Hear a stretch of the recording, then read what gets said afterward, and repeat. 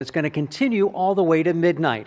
Sunny Di was briefly eclipsed by a rare solar event. However, the day was full of action. Paraphrasing a State House leader, some bills are going to make it, some aren't.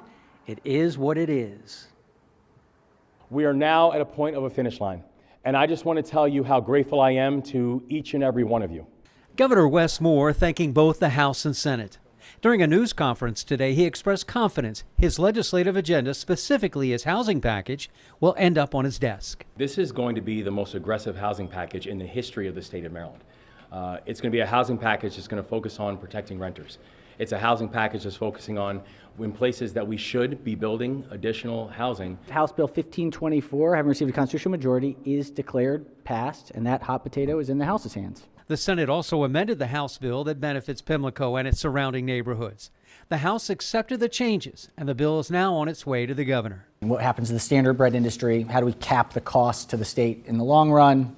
How do we deal with any excess costs that may be created because of the different bonding amounts? Emergency legislation to financially help port workers impacted by the Key Bridge collapse has struggled in both the House and Senate. GOP House members attempted numerous amendments. A tugboat must accompany that shipping container. The Pavel-Lapierre Act that prohibits those convicted of first-degree rape from getting good time credits is close to the finish line. That legislation was prompted by the murder of Lapierre by a convicted rapist who managed to get out of jail early for good behavior.